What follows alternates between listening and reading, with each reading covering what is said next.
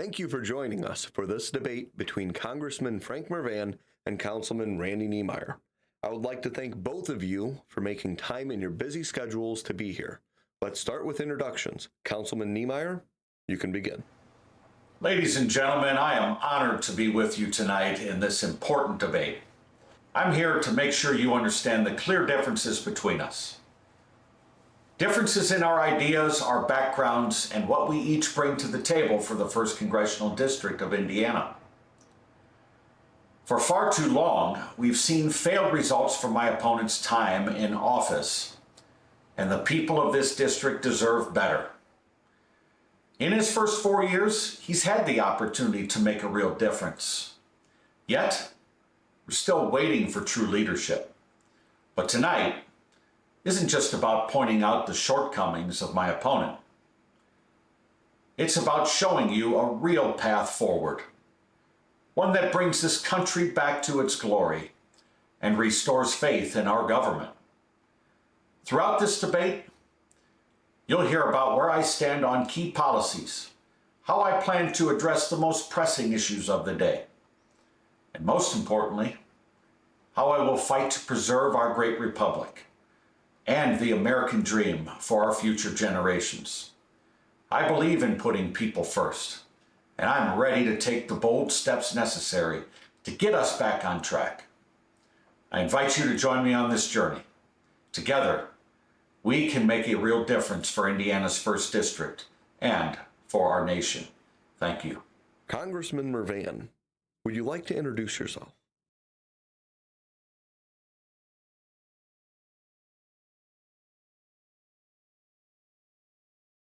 In your government service, what steps have you taken to support local law enforcement and ensure that they have the resources needed to keep our communities safe? Have you ever supported or would you support any federal legislation that could make the jobs of law enforcement officers more difficult? In my time in local government, I've been responsible for staffing, equipping, paying, and maintaining both the police force and the fire department. During that time, our police force almost doubled, and we merged the volunteer fire department into a professional force and doubled the force there, as well as buying new ambulances, trucks, and new equipment to help ensure the safety of our community. I would never support any kind of legislation that would replace trained police officers with social workers and put our communities in danger. Nor would I support any sort of legislation that would make the job of being a police officer more difficult. It's very important that we not only fund, staff, and resource our first responders, but also support them with common sense legislation that allows them to do their job. Congressman Mrvan, what is your response?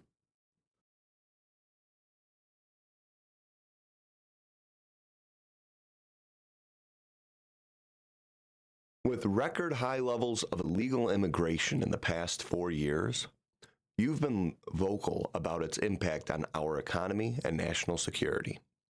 What specific policies would you support to secure our borders? Illegal immigration is a top concern for many people I meet on the campaign trail.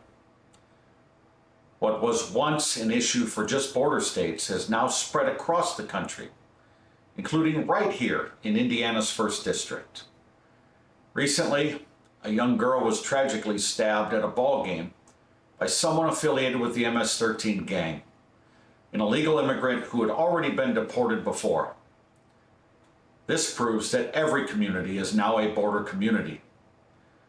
Illegal immigration isn't just a public safety issue, it's also affecting our economy. As we speak with union workers, they are rightly concerned about the impact of working-age men and women entering our workforce.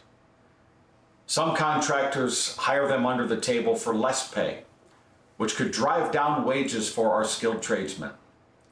While we may not be feeling it fully now, in the coming years, as asylum seekers get work permits, this competition will hit our local economies hard.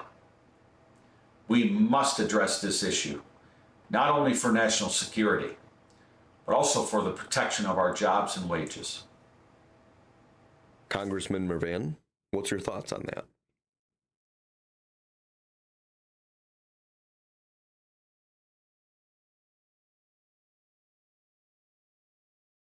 Millions of Americans are working multiple jobs to keep up with rising inflation, including many families in Northwest Indiana. What do you see as the biggest failure in the current approach to the economy?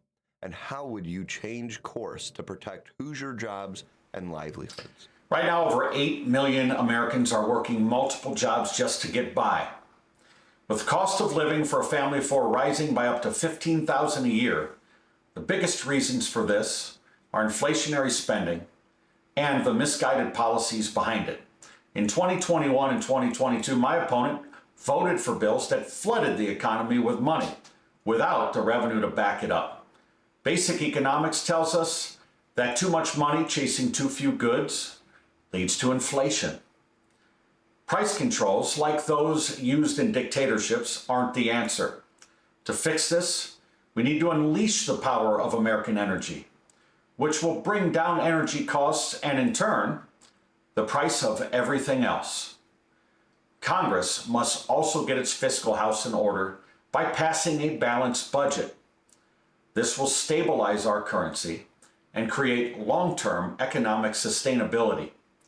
We need to get back to living within our means and empower the American taxpayers by protecting the value of their hard-earned money. Also, as a small business owner, I've heard the misconception that I can just write off rising costs on my taxes. Yes, businesses can expense their costs, but that doesn't help with cash flow. For example, if my fuel bill goes up by $600,000 a year, that's $50,000 a month I need to find to pay that bill. No tax write-off is going to magically make $50,000 appear each month. This idea that businesses are endless piggy banks, able to absorb every cost or find some trick within numbers, is pure fantasy. The reality is, it still takes actual cash to pay the bills. No matter how the books are balanced, cash flow is crucial, and tax write-offs don't fix that. It's time for government to live within its means, just like you do. Given your support for policies that increased federal spending, how do you plan to address inflation without further harming the economy?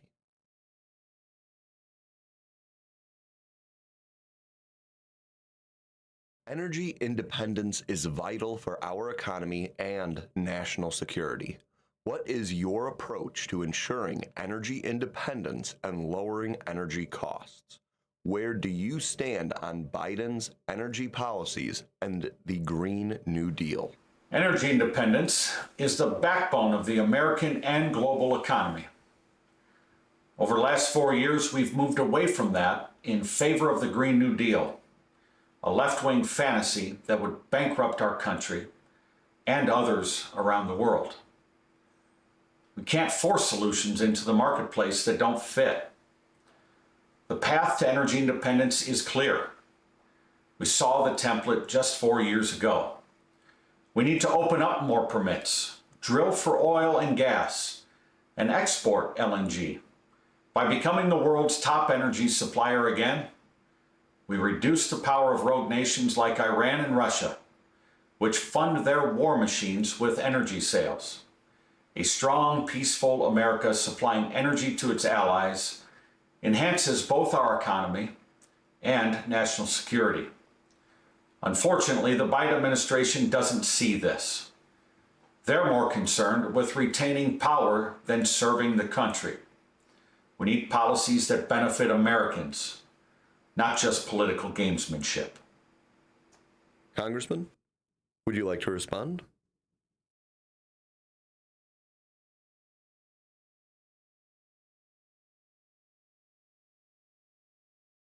Mr. Niemeyer, you've been endorsed by many veterans in this district. What, in your opinion, are the top priorities facing our veterans, and how would you ensure they get the support that they deserve? How did or would you vote on pay raises for active duty military and on fully funding veterans' health care? I always tell people that if you're lucky enough to be born under this great flag, you owe this country some form of service. It's not about making a name for yourself. It's about honoring those who have sacrificed for our freedom. Right now, our veterans are facing serious challenges. The Veterans Administration has become a massive bureaucracy, leaving hundreds of thousands of disability claims unprocessed, with veterans waiting years for the benefits they've earned. We will clean up this mess and ensure that support goes directly to our veterans who need it most. We can't just talk about the problems, we need real action. We will address the mental health, homelessness, and addiction crises that are impacting many veterans today. And to strengthen our military, we must do more than offer small pay increases. From the time service members join to the time they retire, we need to take care of them and ensure their benefits are fully available. It's time we give back to those who have given so much for us. Mr. Mrvan, your response?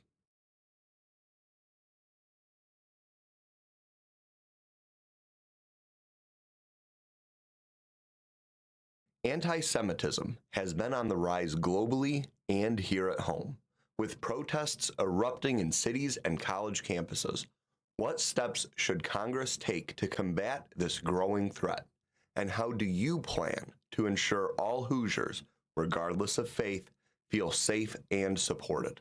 Have either of you received contributions from donors supporting these anti-Semitic protests?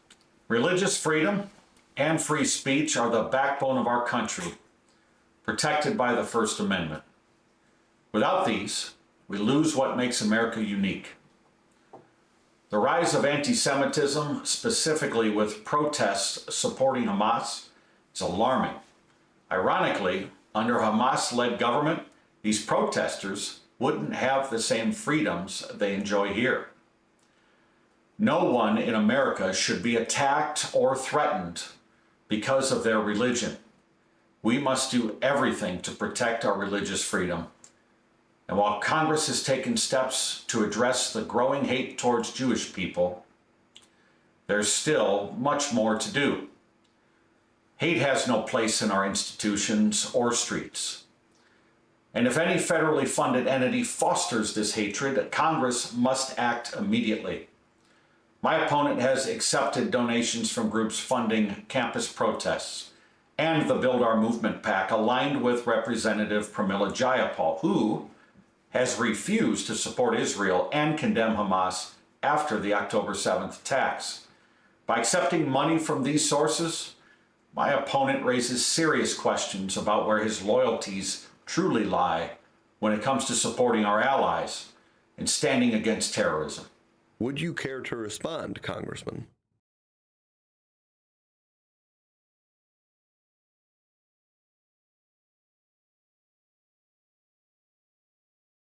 Since the October 7th, 2023 Hamas terror attack on Israel, there have been near daily attacks by Hezbollah, firing over 7,500 rockets at Israel. What should the United States do to support its ally in the Middle East? How have you, or would you, have voted on measures to strengthen Israel's security and combat terrorism? We need to immediately support Israel with whatever they need to win this war. The hostages must be released. There can be no end to this until every hostage is released and back home with their loved ones. We need to issue sanctions on Iran once again and freeze their assets like we did 4 years ago, like we did in the last presidential administration, which crippled the Iranian government financially and prevented them from funding this war machine that we're fighting against right now.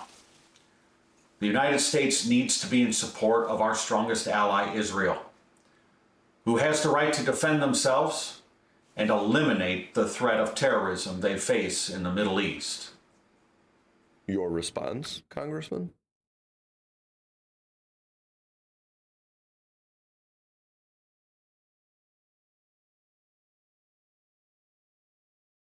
Mr. Niemeyer, as someone from a blue-collar background, how does your experience as a truck driver and small business owner help you connect with the working class people in this district?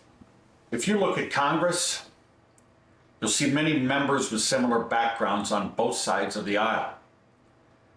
There are very few who truly understand the perspective of someone carrying a lunch pail to work, working a Monday through Friday, or in my case, Monday through Sunday job. We need more blue-collar, middle-class people in Congress.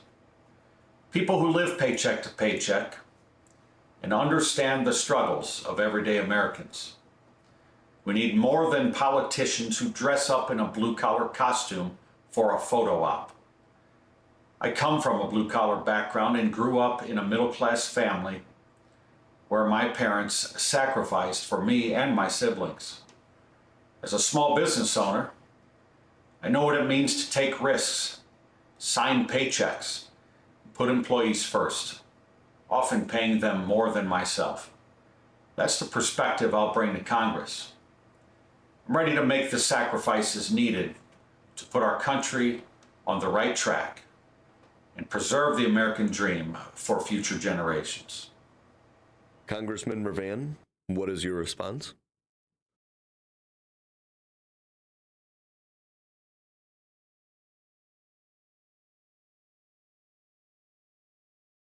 This has been an enlightening discussion. Candidates, once again, thank you for making time to be here this evening. Without further ado, both of you have 2 minutes for closing statements. Councilman Niemeyer, your time starts now. Ladies and gentlemen, thank you for joining us for this debate. I know it was a little one-sided since we had to settle for the cardboard cutout version of my opponent. But through these questions, I hope I was able to share my ideas for solving the problems we face and also highlight my opponent's voting record during his 4 years in office.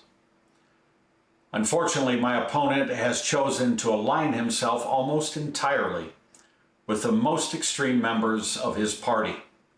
He has voted 96% of the time with Joe Biden and radical coastal elites.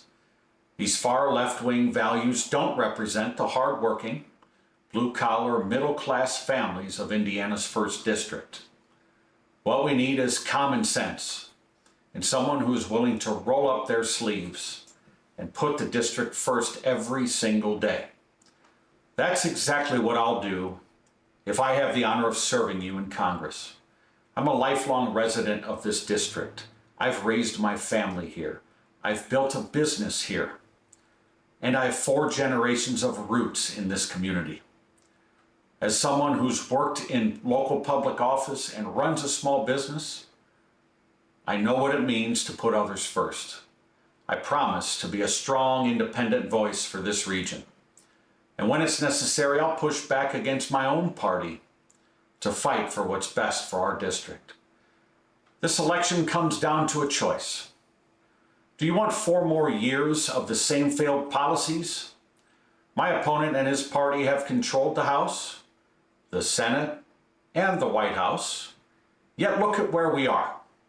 They passed trillions in deficit spending and blocked bills that would protect our borders and unleash American energy. So ask yourself, are you better off now than you were 4 years ago? For most people, the answer is no. I offer a clear break from these last 4 years, and I'm ready to be your voice in Washington, D.C. Thank you.